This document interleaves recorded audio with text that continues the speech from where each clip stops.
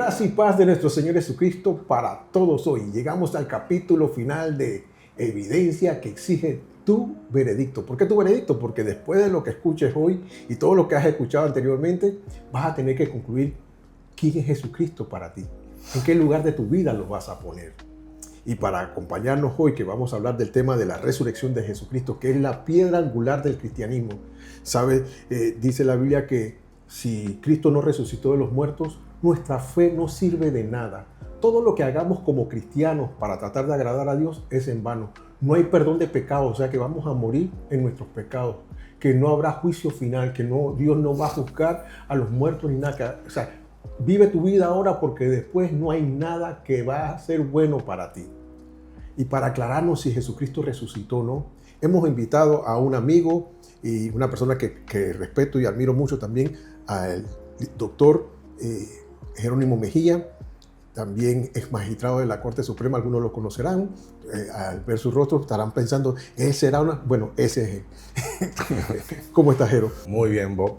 Gracias por invitarme a esta presentación contigo para conversar un tema interesantísimo como es la resurrección de Jesucristo. Y la razón por la cual te invitamos es porque como abogado y tu campo fuerte es el campo penal donde se necesita respaldar mucho, se respalda mucho la defensa con testigos, ¿verdad? Que nos hables de eso, de cómo se sustenta la resurrección de Jesucristo. Hemos conversado mucho de este tema y vamos a seguir conversando hoy para que me ilustres a mí un poquito más también e ilustres adelante, porque este señor estudia de este tema, le gusta y se mete. Así que, y yo soy pastor, pero él te digo la verdad que yo aprendo de él. Muchas gracias, Roberto. Mira, para poder entender y llegar a una conclusión sobre si Jesucristo resucitó o no, hay que partir de unas premisas básicas. La primera premisa es que Él es un personaje histórico. Jesucristo existió.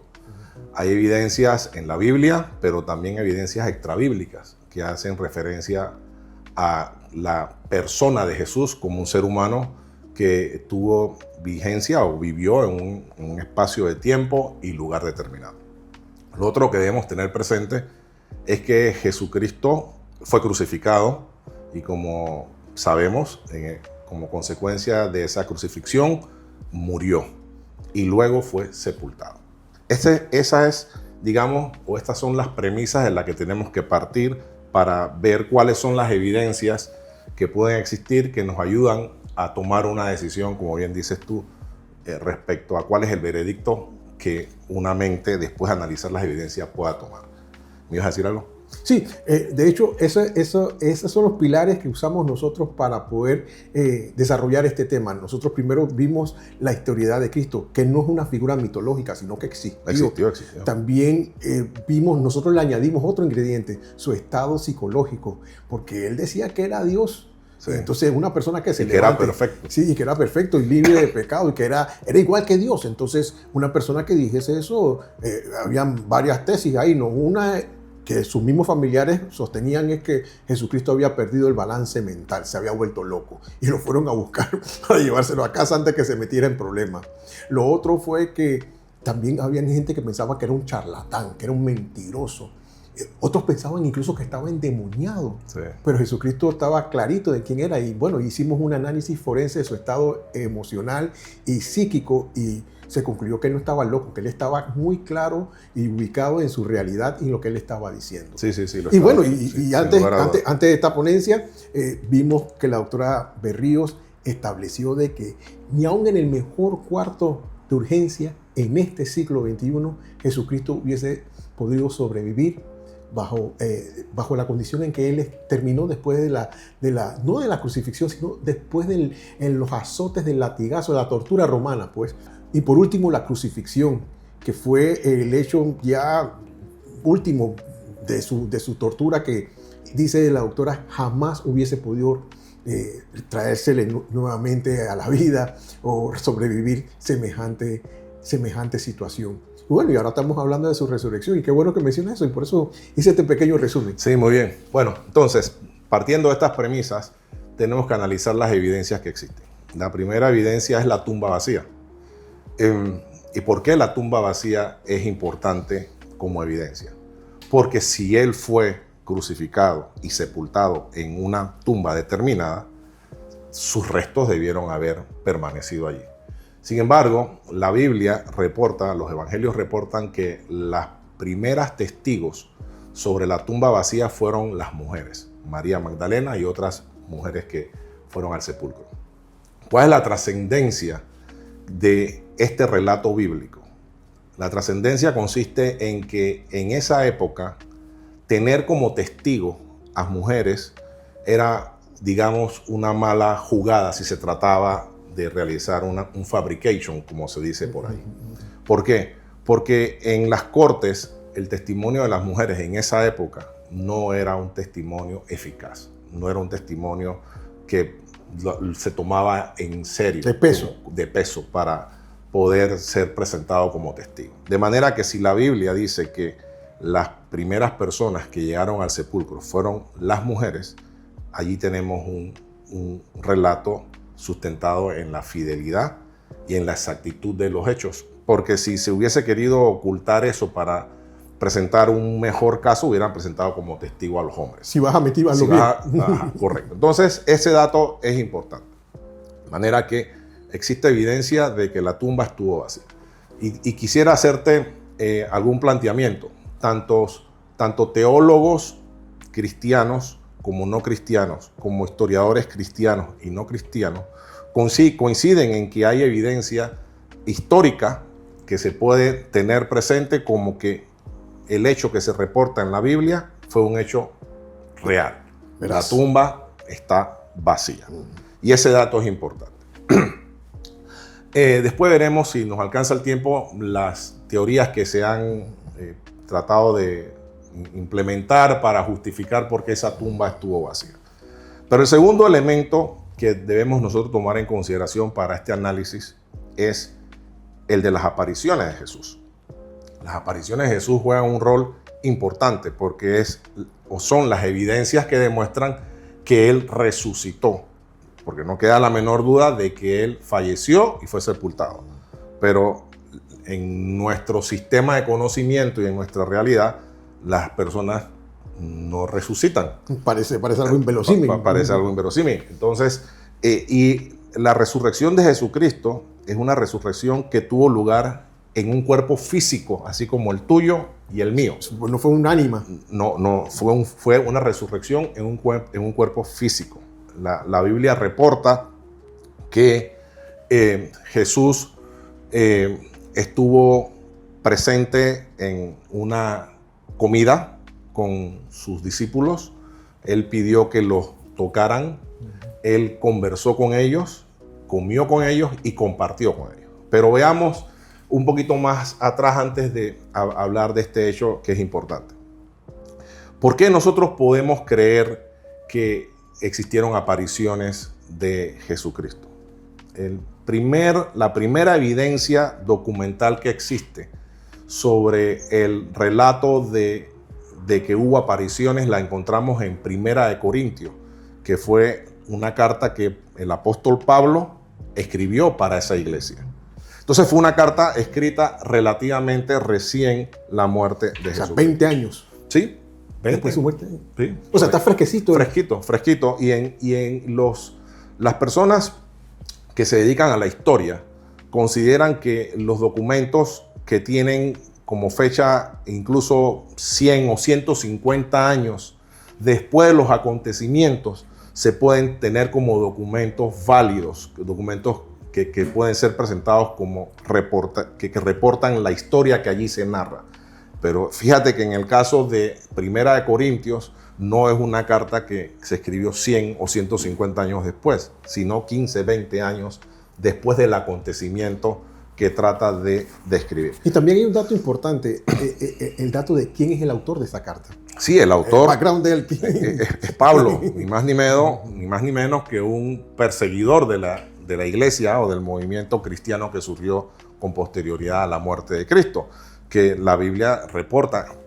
explicada por el mismo Pablo, cómo él tuvo un encuentro con Jesús Después de muerto, ¿no? Que fue lo que hizo que un perseguidor de la iglesia que tenía cartas para arrestar a los cristianos se convirtiera en uno de sus principales promotores. Una de las cosas que la gente tiene que entender sobre Pablo también es que Pablo era un experto en escritura. Sí. Y él conocía bien todo el relato sobre el Mesías. Él era celoso de toda la documentación y de toda la historiedad y de todas las leyes bíblicas. Y él había llegado a la conclusión, después de haber analizado las profecías y todo lo demás, que Jesucristo no era el Mesías. Y por eso perseguía a la iglesia con tanta vehemencia, porque para él ellos eran unos farsantes y estaban dañando y engañando a la gente. Y mira, pues él es el que da el primer testimonio de la resurrección. El primer testimonio, porque esa carta es el primer testimonio que se da, y lo da Pablo. En 1 Corintios 15, el 3 en adelante, él dice algo así más o menos como: yo les he enseñado lo que a su vez yo recibí. Que Jesucristo fue crucificado, que murió por el perdón de los pecados conforme a las Escrituras, que fue crucificado y que después resucitó, y que se le apareció a Cefas, es el nombre en arameo que él utiliza para referirse a Pedro. Se le apareció a 500 personas a la vez, se le apareció a Jacobo, Santiago, el hermano de Jesús, y también se le apareció a Pablo.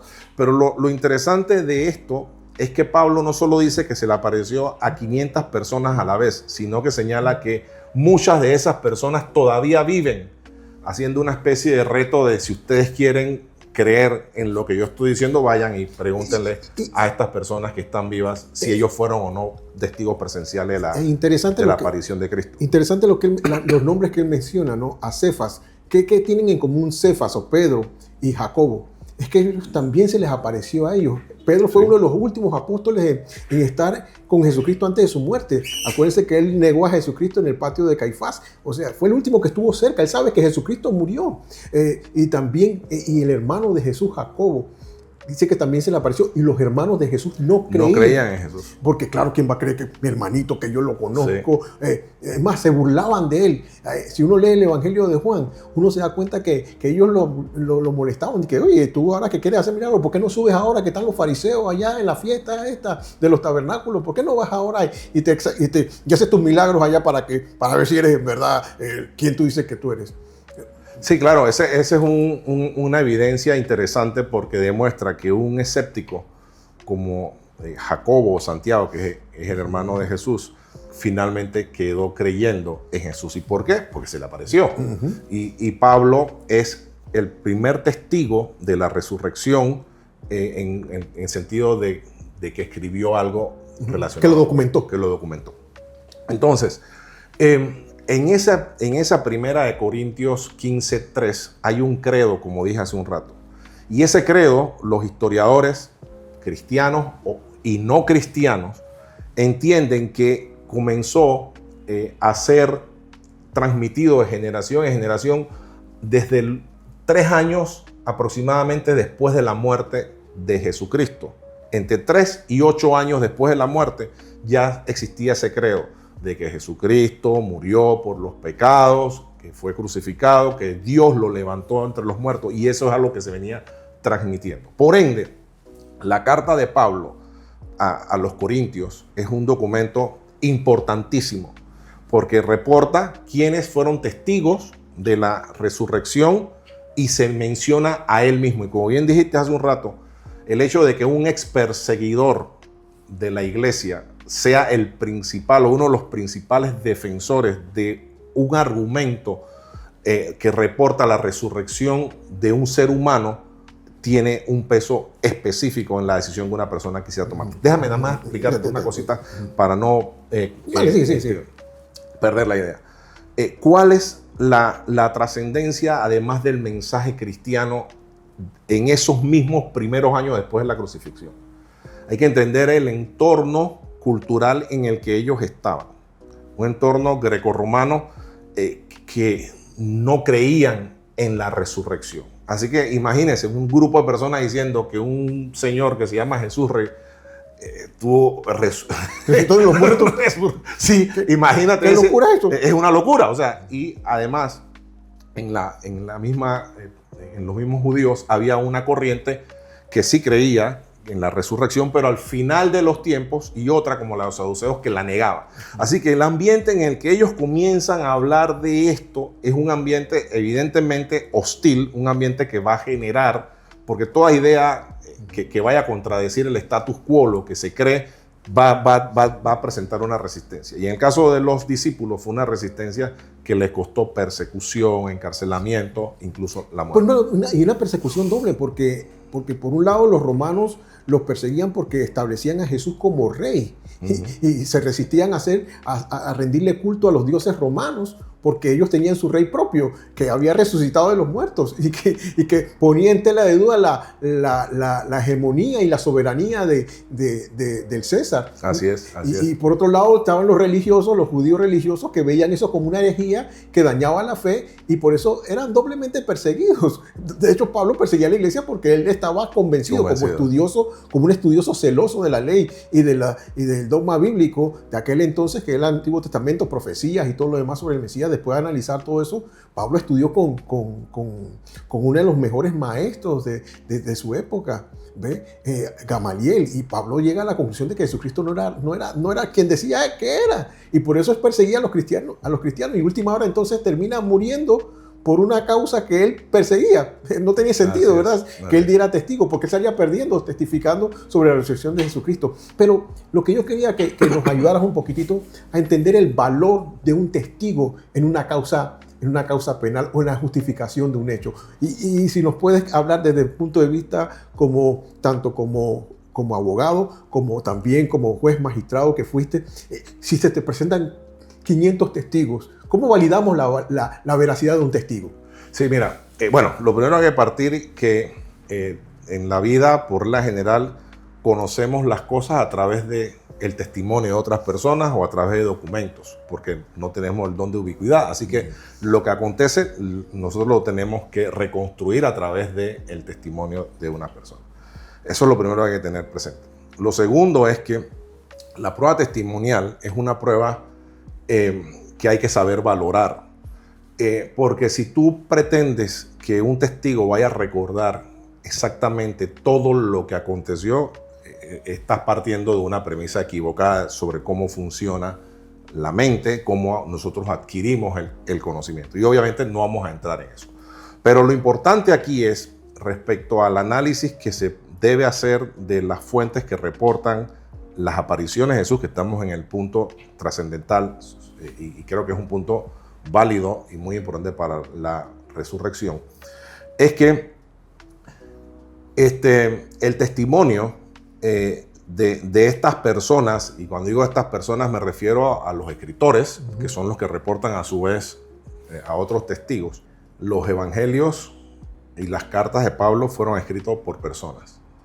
Algunos de los escritores fueron testigos presenciales de los hechos que allí se relatan, y otros fueron investigadores, como el caso de Lucas, que él mismo dice que realizó una investigación exhaustiva sobre los hechos que ocurrieron entre ellos.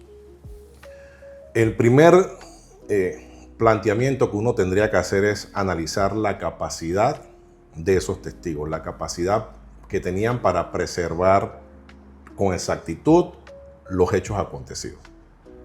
Sin lugar a dudas, se trata de personas que, como dije hace un rato, algunos participaron de los hechos y otros estuvieron cerca de personas que participaron de los hechos. Así que sí existía la posibilidad y la capacidad de preservarlo. Adicionalmente, en ese tiempo, la manera como se transmitía el conocimiento era de forma oral. Nosotros tenemos evidencia en el Antiguo Testamento de un pasaje que tú conoces mejor que yo, donde se dice: oye Israel, Jehová uno es. Y acto seguido se dice cómo se le debe transmitir el conocimiento a los hijos. Y ese conocimiento se transmitía en forma oral en todo momento y a cada hora del día. Así que sí existe la posibilidad de que la información que se plasma finalmente en los evangelios fue una información que fue preservada por las personas que sirvieron de escritores y de testigos. Pero se les acusa a los evangelios de que se contradicen entre sí. Bueno, lo que pasa es que hay que entender cómo funciona el cerebro y cómo se adquiere el conocimiento y cómo se transmite el conocimiento. Cuando en una causa, porque me preguntaste más o menos algo relacionado con el proceso.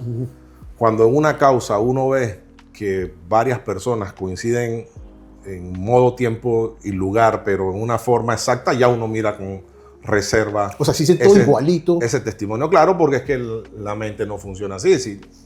Cuando uno hace los ejercicios con los estudiantes, por ejemplo, de que relaten un acontecimiento que acaba de ocurrir, ahí mismo te das cuenta en el salón que cada uno reporta un hecho distinto. Y porque tiene que ver con cómo se perciben las cosas, si la persona estaba realmente atenta y demás. Pero en el caso de los evangelios, tienen suficiente coincidencia y suficientes discrepancias para poder cualquier lector llegar a la conclusión de que reportan hechos verosímiles. Fíjate, por ejemplo, si en un cuarto hay una persona, un hombre y una mujer, y hay unos testigos, y hay una mesa redonda como esta, negra, y en algún momento hay una discusión entre ese hombre y esa mujer, y el hombre acuchilla a la mujer. Si va un testigo y dice, sí, ahí había un cuadro, una mesa, tal y cual cosa, pero no plantea bien cómo se dio el acontecimiento, significa, del cuchillo significa que él realmente no pudo apreciar ese hecho. En cambio, quien te diga, mira, allí hubo una discusión entre ellos, él la agarró y le dio 5 cuchillazos, o le dio 3, y resulta que fueron 7. Así que no coincida la cantidad de heridas, no significa que no fue un testigo, porque él está reportando el hecho nuclear, que es que el hombre le infirió unas heridas con un cuchillo a una mujer. Bueno, eso es lo que ocurre con los evangelios. Los evangelios reportan, tienen suficiente evidencia que demuestran que Jesús fue sepultado, que la tumba estuvo vacía, que Jesús antes de ser sepultado fue crucificado en el tiempo de Poncio Pilato, y que después de haber sido su cuerpo puesto en la tumba, esta estuvo vacía. Y con posterioridad hubo un grupo de personas señalando que él había resucitado y que lo habían visto. Eso coincide en los evangelios. Los datos de si fue María con otra María y si Pedro fue o no fue, esos datos son intrascendentes realmente cuando se valoran los testimonios, sobre todo en documentos tan antiguos como estos y que fueron escritos en diversas épocas. No todos los evangelios fueron escritos a la vez, ni fueron escritos por las mismas personas, sino en diversos momentos. Pero tienen la ventaja, y así hay que decirlo, para poder hacer un enjuiciamiento sobre si lo que allí se está reportando se puede o no creer. Y sin lugar a dudas sí se puede creer que allí se reportan los hechos nucleares, que Jesucristo fue crucificado en tiempos de Poncio Pilato, que fue sepultado, que con posterioridad la tumba estuvo vacía, que la piedra estaba removida, que los testigos han señalado que lo vieron en diversas apariciones. Esos son los hechos nucleares y centrales, y que los que entienden un poco de cómo se analizan los testimonios deben prestarle atención. Así que si en un juzgado que usted esté presidiendo como magistrado, como juez, se le presentan 5 testigos que se contradicen en detalles, pero mantienen la esencia de lo ocurrido, ¿usted cómo claro, lo valida? Es que lo que hay que discernir es qué es lo que se quiere acreditar. No se quiere acreditar si la persona tenía un zapato rojo, si tenía el traje roto, sino si hubo un homicidio, por ejemplo. Entonces uno se fija realmente en aquellos testimonios y en aquellas narrativas que reportan el hecho nuclear. Y por supuesto, no todo el que está en un cuarto, el que está en un lugar, tiene la misma atención de lo que está pasando. O sea, los hechos no acontecen en escenarios en donde se le anuncia a las personas que van a ocurrir, sino que hay un grupo de personas en algún lugar y ocurre un hecho y entonces cada uno mira en tiempo distinto lo que está ocurriendo. Pero no solo lo que está ocurriendo, porque es que la mente no funciona así.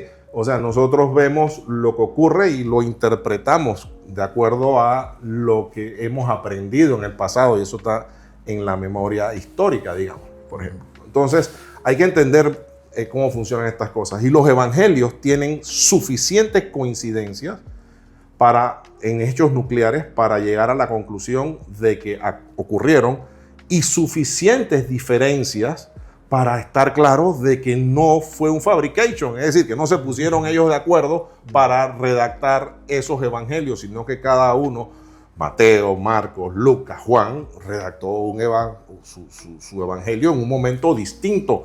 Eso sí, con base en información que se conocía. ¿Y cuál es la información que se conocía? Esta que te acabo de decir. Y algunos de ellos son información de primera mano, porque claro, como Juan empieza su evangelio diciendo, sí, por lo que vimos, lo que tocamos, lo que experimentamos junto a él.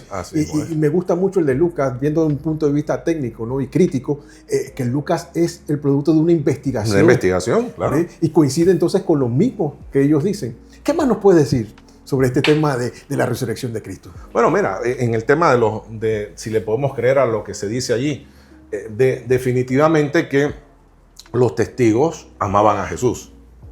Pero una cosa es que tú ames a Jesús y después que Jesús fue arrestado, crucificado, que todo el ideal que tú tenías de este hombre como el Mesías, que era un hombre fuerte o tal y cual cosa, se derrumba y quedas con miedo a las persecuciones y demás.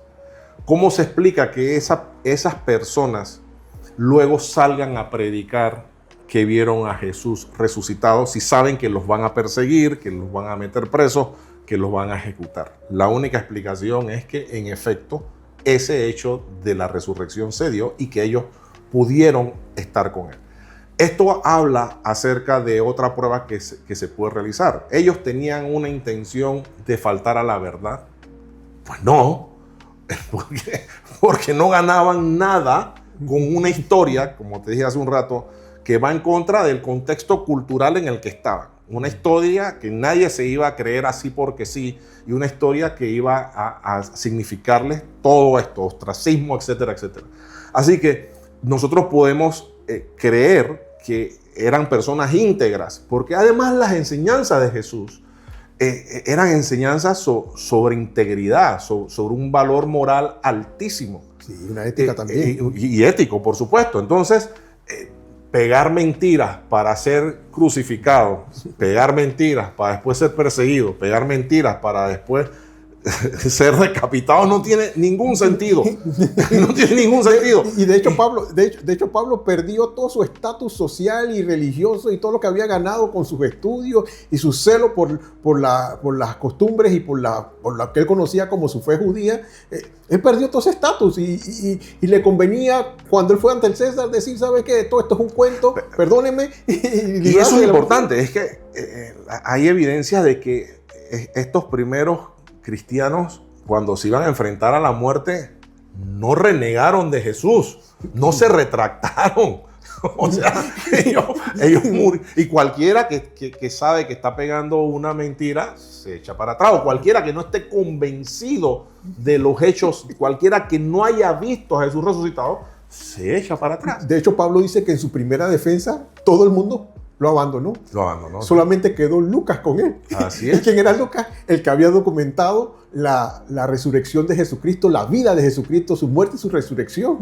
Así es. Lucas quedó con él porque sabía que si le tocaba morir, iba a morir por una verdad. Y Pablo no negó. Cuando pudo haberse salvado, no lo negó. No, mira, y los evangelios también reportan hechos que si tú vas a inventar un cuento, tú no lo pondrías. O sea, tú allí pones que Tomás era escéptico, que el hermano de Jesús, Jacobo, era escéptico, que la familia no creía que él realmente era el que él decía que era. Y no solamente que no creía, sino que pensaban que se habían vuelto locos. Sí, que Pedro lo negó.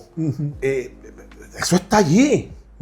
O sea, si tú vas a inventar una historia, mejor omites esos hechos para que los testigos se vean como personas un poco más fiables. No, pero ahí se reportan incluso aquellas cosas que no convendrían ser reportadas si lo que se está haciendo es una invención de una historia. Entonces, yo creo que hay suficiente y hay muchas más evidencias, pero no tiempo y espacio. No hay mucho espacio, pero sin lugar a dudas, las evidencias que existen. Mira, la transformación de los testigos, de personas temerosas después del arresto de Jesús y crucifixión de Jesús. Pedro el primero. Sí, de personas temerosas a valientes. Eso no tiene una explicación, sino que vieron a Jesús resucitado. Porque algunas personas pueden decir, pero es que hay muchas otras personas que por fe hacen tal y cual cosa. Bueno, sí, la historia demuestra que hay personas por creencias que realizan ciertas cosas. Pero hay una diferencia. Es que aquí esto no se hizo por creencia. Esto se hizo porque fueron testigos, O sea, de convencidos. Lo tocaron, comieron con él, hablaron con él, estuvieron con él, lo vieron físicamente, con un cuerpo físico de un ser humano, después de haber tenido conocimiento por percepción propia de su muerte. Y interesante todo eso, porque mira, incluso Pedro, que lo había negado.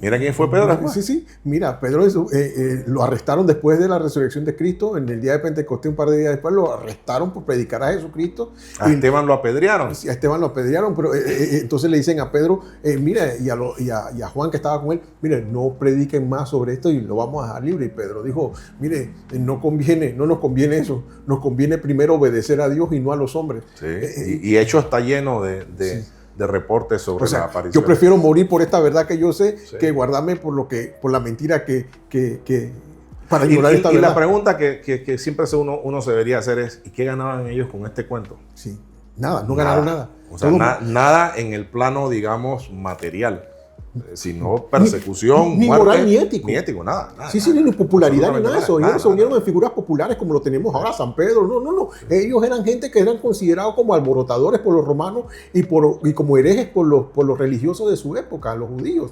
Entonces, no tenían nada que ganar. Es más, la historia también da testimonio de que Pedro fue crucificado. Pero cuando lo iban a crucificar, dijo que él no merecía, él no era digno de morir crucificado como su maestro. Sí. Así que pidió que le crucificaran boca abajo. Es un hecho histórico, comprobado ya. Comprobado, sí. Así que, una última pregunta. ¿Cómo esta investigación que has hecho ha afectado tu fe en Jesús? Porque tú has sido creyente por muchos años. Sí, yo creo en Dios primero, y en el orden cronológico porque fue la enseñanza de mis padres.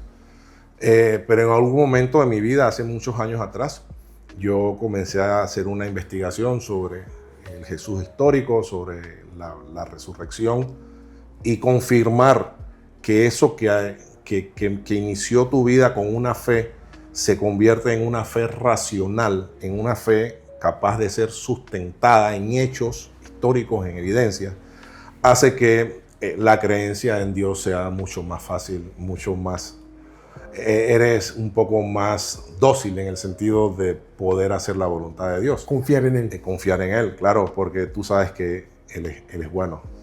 Y que Él está vivo. Y vivimos en un mundo en el que el mismo Jesús dijo que no iba a ser fácil ni sencillo vivir. Pero lo cierto es que hay evidencias, y yo solamente he hecho un resumen muy corto. Pudiéramos hacer un planteamiento mucho más largo de todas las evidencias arqueológicas, etcétera, que puedan existir, que demuestran que esos escritos... Mira, por ejemplo, los evangelios tienen más de 5.800 copias. Es el documento antiguo con más copias que existe, pero no solo con más copias, sino con más copias realizadas en diversas épocas y que coincide en el núcleo. Que el núcleo no cambia. No cambia. Ningún documento de la antigüedad tiene tantas copias realizadas en diversos lugares y encontrados en diversos países como el Nuevo Testamento. Entonces ese es un hecho que también llama poderosamente la atención. Y de ese tema tenemos que seguir hablando, pero eso lo vamos a guardar para un futuro podcast. Con mucho gusto, Para hablar. Con mucho gusto. Bueno, ustedes se han dado cuenta ya, esta es la última evidencia que le hemos presentado. ¿A qué decisión llegas tú? ¿Cuál es tu veredicto sobre Jesús? Es nuestra oración y nuestra intención de que el Espíritu Santo de Dios te haya hablado y haya iluminado tu mente para que puedas llegar al veredicto que hemos llegado nosotros, que Jesucristo es Dios. Y si Él es Dios, podemos confiar en Él, y sería sabio que pusiéramos nuestra confianza en Él a través de nuestra obediencia, que Él es digno de nuestra confianza, porque todo lo que Él dijo que Él era, Él es. Y todo lo que Él dijo que Él haría por ti, lo ha hecho y lo hará. Y todo lo que Él dijo que haría si no creías en Él, te sucederá. Nuestra invitación es que abras tu corazón a Jesús y que le permitas entrar en Él como tu Rey, tu Señor y tu Salvador. Bendiciones.